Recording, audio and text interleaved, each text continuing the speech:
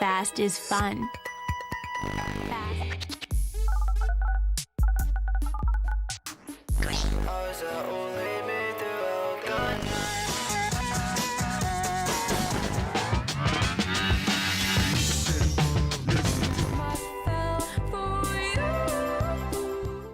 Hey, what's up guys, TechVid here. Recently, we took a look at Frutiger Arrow's Forgotten Siblings. In that video, I had asked you guys whether I should make a follow-up about Frutiger Metro's Forgotten Siblings, and a lot of you guys were interested, so here it is. Today, we're going to be exploring the aesthetics that share similarities to Frutiger Metro that you may have seen in the past. Make sure to get subscribed. Here we go.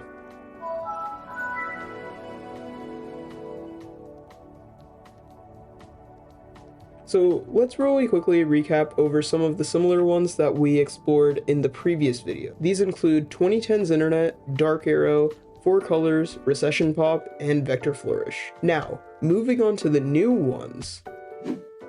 Bright Tertiaries. With bright, flashy colors, Bright Tertiaries was an aesthetic that emerged in the 2000s. It featured a tertiary color palette, lime, teal, purple, orange, and fuchsia, round edges, intricate patterns, irregular shapes, flourishes, nature iconography, like flowers, and blocks of flat color. The color palette and its intricate patterns are the main ways in which Bright Tertiaries relates to Frutiger Arrow. Its color palette also makes it similar to the 4 Colors aesthetic we spoke about in the previous video, which you should watch if you haven't already. Bright Tertiaries, however, differs in how it was used mostly as an interior design aesthetic. It was used a little outside of interior design, like on the Nokia Asha 200, but it was primarily an interior design aesthetic. Here are some buildings that use the aesthetic.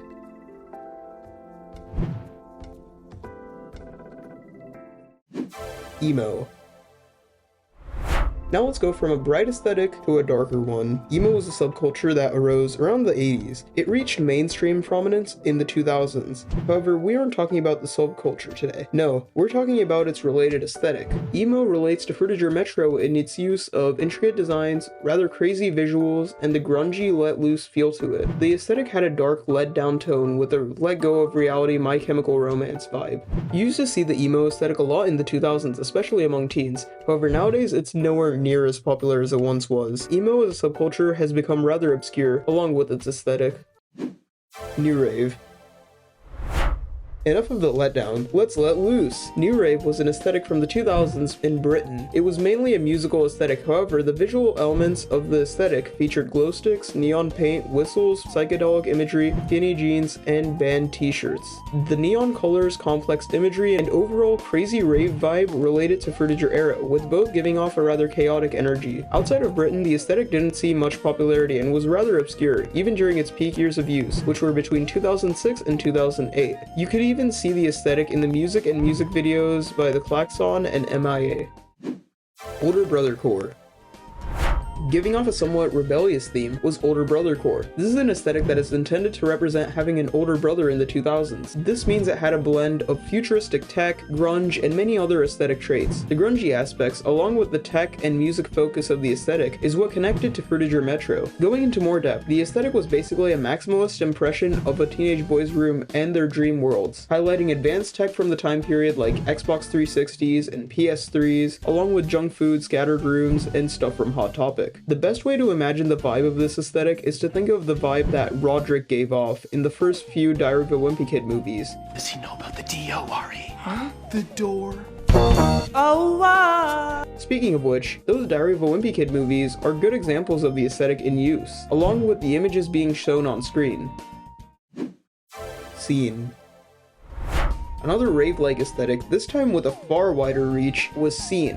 To people outside of the subculture, Scene seemed like a colorful version of emo. However, this is far from the truth. It's important to remember that Scene is far more than just an aesthetic, and is an entire subculture. Scene is about breaking the traditional norms and expressing your individuality freely in a chaotic but comfortable way. Well, comfortable to the scenester at least. Scene's associated aesthetic has a lot to do with music, which is how it relates to Frutiger Metro. Both aesthetics tend to have a lot of bright, vibrant, neon vibrant colors and abstract flourishes. The similarities between these aesthetics can best be summed up by Romance Planet's music videos and album art, which perfectly blend both aesthetics. If you don't already listen to Romance Planet, consider adding Alone in the Dark to your playlist. Another interesting point to add is that both aesthetics were popular on the internet at the same time among mostly the same demographic. Some more about Scene. It tended to feature the likes of Domo, Invader Zim, and Jack Skellington. Nowadays, Scene has had somewhat of a revival in the form of Scene Core. However, members of the original Scene subculture tend to disagree, calling Scene Core a soulless, fetishized version of Scene. Now, as per examples of Scene, have you ever seen a high school from around 2007 to 2015? You're guaranteed to have seen at least a good group of people who were Scene kids. You could also look at Romance Planet, as I mentioned earlier, and these pictures on screen right now.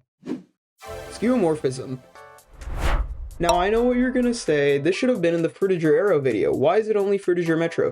Don't worry, there's a good explanation. Well, kind of. But first, Skeuomorphism was a design aesthetic that was intended to create design elements that were meant to represent their real-life counterparts, as a means of helping people get more accustomed to new, foreign concepts. You see, Frutiger Metro and Skeuomorphism tend to have slightly more subdued and slightly darker color palettes, while retaining some glossy elements. Skeuomorphism is intended solely to look like real-life elements, not glossiness like Frutiger Arrow. Something else you should know about Skeuomorphism is that it's actually been around since the 80s. It's true, early evidence shows that Apple's Macintosh UI utilizing Skeuomorphism with a desktop and real-world icons for documents, folders, and recycling bins. Some examples of Skeuomorphism in use are iOS 1 through 6, Android 1 to Android KitKat, Windows Vista, Windows 7, macOS 10.0 to 10.9, and the DS and Wii UIs.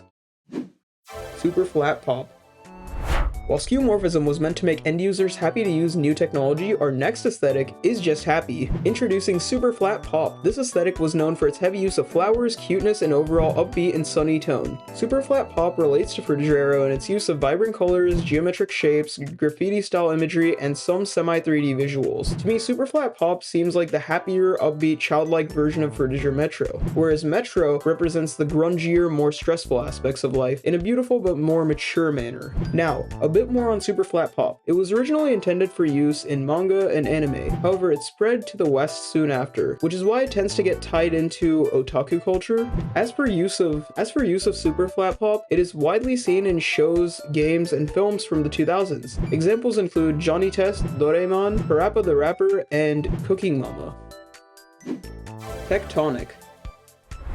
Now that we've spoken about a widely known aesthetic, it's only fair that we talk about a rather obscure one, Techtonik. This was a French aesthetic that emerged in the 2000s. It relates to Frutiger Metro in its grungy, rave-like visuals, along with its use of bright colors that are synonymous with Frutiger Metro. Techtonik is kind of like a French version of Scene, which yes, is a broad overgeneralization, but they do share similarities. This aesthetic carries a lot of energy and youthful motifs. Now, due to how obscure the aesthetic is, there aren't too many examples of its use, but it was seen a lot in Parisian club culture. Teenpunk. Speaking of youthful, energetic aesthetics, our next aesthetic is Teenpunk. This was a visual aesthetic that featured a lot of punk-like motifs. It was a very rebellious aesthetic and shared some similarities with the broader punk and scene aesthetics. It relates to Frutiger Metro through its use of graffiti-style imagery, colorful splatters, and its very let loose and abstract visuals. Teenpunk was, however, unique in its use of a different color palette of black, pink, white, and red. It was also known for its use of skulls, stars, bones, and hearts. This aesthetic feels like something Avril Lavigne would have invented, which shows in its most frequent uses, with Avril Lavigne basically being the leader of the aesthetic. Looking at her music videos, the album cover for The Best Damn Thing, and the 2003 Blink-182 album cover. UrBling. Another rebellious aesthetic is UrBling, or urban bling, which was characterized by its use of buildings, power lines, and highways. It shared similarities to Frutiger Metro with its use of grungy tones, graffiti, splatters, vector graphics, and flourishes. UrBling just feels like Frutiger Metro, but with a focus on urban cities and infrastructure. It mainly used the colors orange, red, yellow, black, white, and silver. You could see this aesthetic in many games and album covers of the time. Examples are Saints Row, Linkin Park's Hybrid Theory, Sean Paul's The Trinity, and the show The Nut Shack.